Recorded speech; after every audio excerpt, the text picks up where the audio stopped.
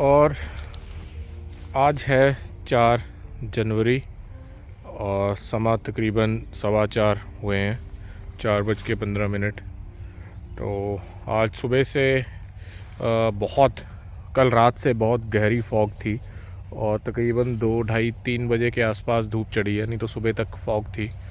और एक बार धूप में भी आपको मैं दिखा दूं प्लांट्स की जो कंडीशन है, बिल्कुल पास आके भी दिखाऊंगा आपको कि अगर आप देखेंगे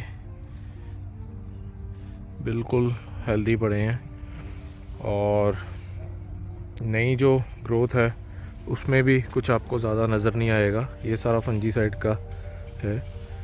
तो बहुत लोगों ने रिक्वेस्ट की है कि एक लंबी वीडियो डालूं इस टॉपिक के ऊपर।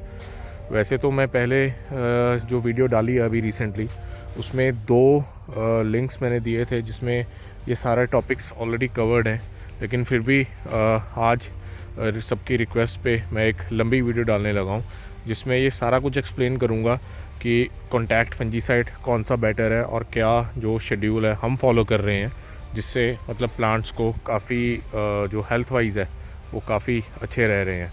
आज हमारे यहाँ पे पावर कट है, नहीं तो हमने आज जो हमारा शेड्यूल था हमने स्प्रे करना था, वो मैं आपको दिखा दूँ क्या क्या स्प्रे करना था, वो आपको पूरा दिखाता हूँ। तो ये मेन 3 जो मैं बोल रहा था आपको स्प्रे करने के लिए अभी, तो ये आप कर सकते हैं। जैसे इसमें बोरॉन है, ये जिंक है और ये मैंगनीज़ है।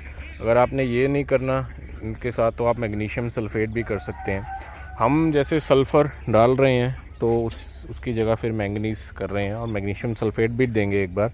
अगर आपने ये नहीं करना तीनों, तो उसके अलावा आप ये एक यारा का आता है बड बिल्डर, और आप ये डाल सकते हैं। इसमें भी मैग्नीशियम और जिंक होता है और इसके साथ में हम बोरॉन डाल देते हैं। तो ये जो अगर ये तीनों करने हैं तो इनकी 1-1 ml पर लीटर के हिसाब से डोज़ रहेगी। अगर आपने बड बिल्डर डालना है तो ये 1 ग्राम या 2 ग्राम पर लीटर के हिसाब से डलेगा, और साथ में बोरॉन जो है वो भी 1 ml पर लीटर के हिसाब से आपने ये दोनों करने हैं।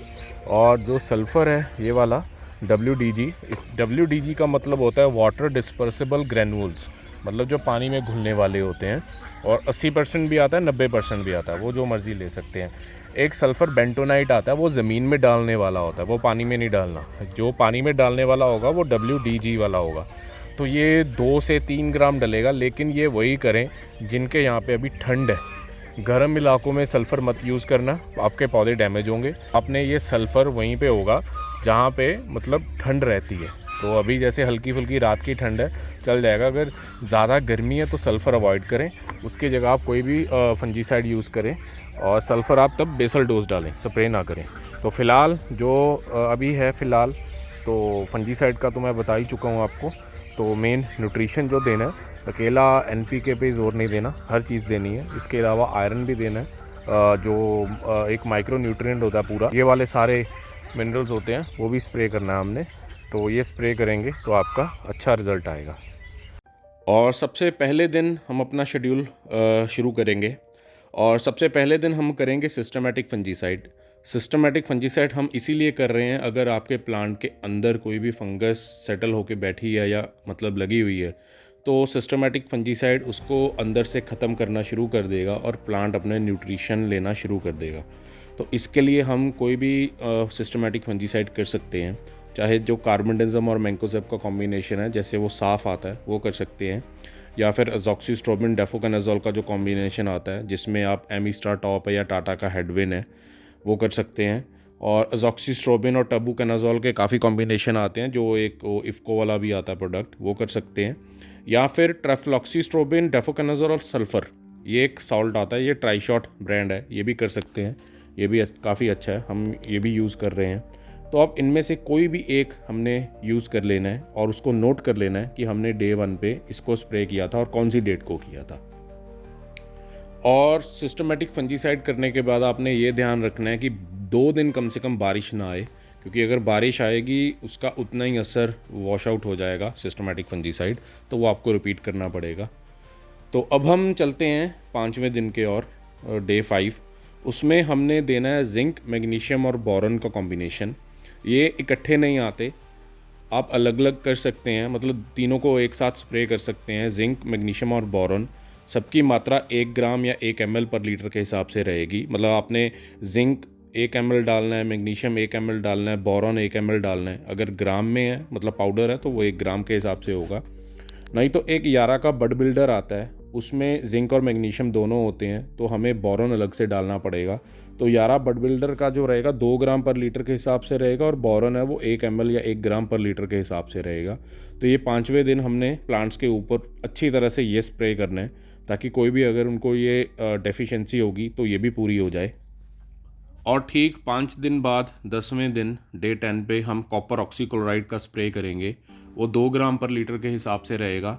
अगर आपके पास कॉपर ऑक्सीक्लोराइड नहीं है या आपने ऑर्गेनिक में रहना है, तो आप बोडो मिक्सचर भी स्प्रे कर सकते हैं। बोडो मिक्सचर की आपको बहुत सारी वीडियोस यूट्यूब पे मिल जाएंगी। अगर आपको कोई नहीं मिलती तो आप मुझे कमेंट सेक्शन में बता दें, मैं आपको एक अच्छी सी वीडियो बना के छोटी सी ब्रीफ सी वो भी डाल दूंगा, तो उससे भी आपको आइडिया हो जाएगा। कॉपर बेस्ड बोडो मिक्सचर में कॉपर सल्फेट और लाइम पाउडर रहता है।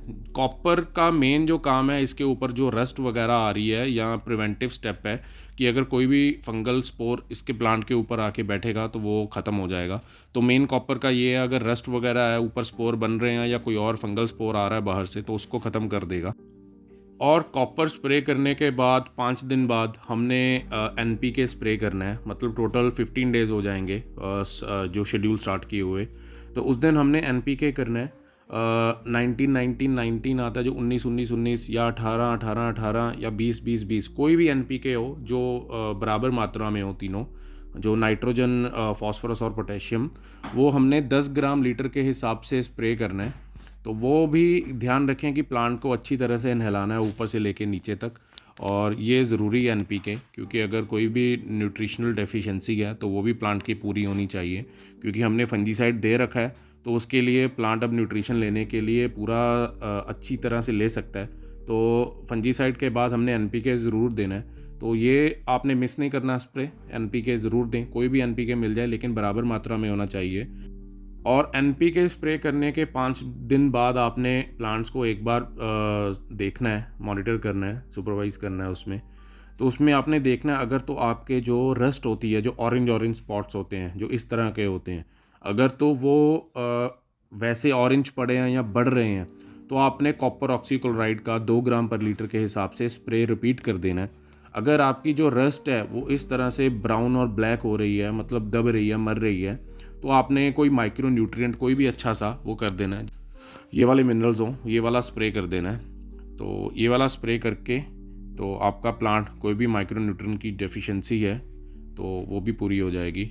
और अगर रस्ट बढ़ रही है तो आप कॉपर का रिपीट कर सकते हैं, तो माइक्रो न्यूट्रिएंट हम बाद में कर देंगे।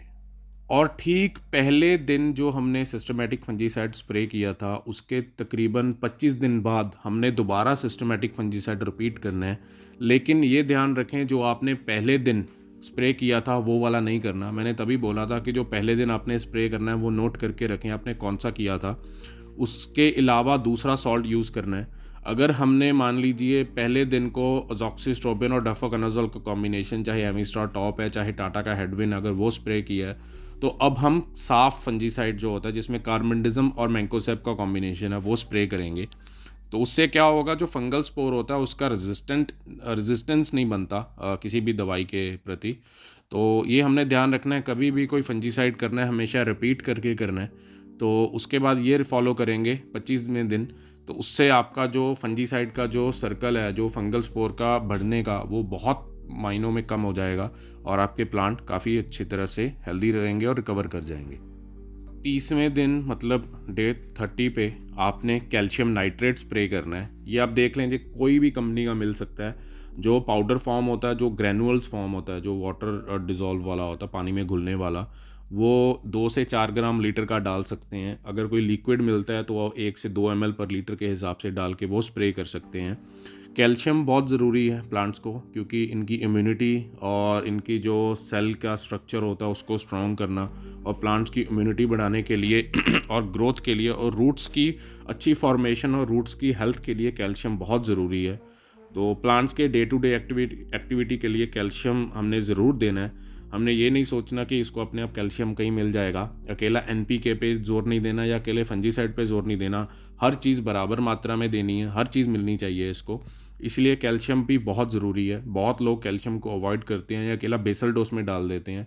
बेसल डोज में कई बार अवेलेबिलिटी नहीं होती, रूट्स को नहीं मिल पाता, क्योंकि वो जो कैल्शियम को मोबिलाइज़ करता है बैक्टीरिया, उसकी कमी होती है। इसलिए हमने फॉलियर देना ही देना है एक बार, कम से कम 3-4 महीने में। तो ये हम जैसे 30 दिन में कैल्शियम देंगे तो उसके बाद वही सेम सर्कल आप दोबारा रिपीट कर सकते हैं। तो ये आप करेंगे तो आपके प्लांट बहुत अच्छे से हेल्दी रहेंगे, और आपके अगर जितनी बुरी से बुरी फंगस भी है अगर आपके प्लांट्स को आ रही है तो वो भी बहुत अच्छे से रिकवर हो जाएगी।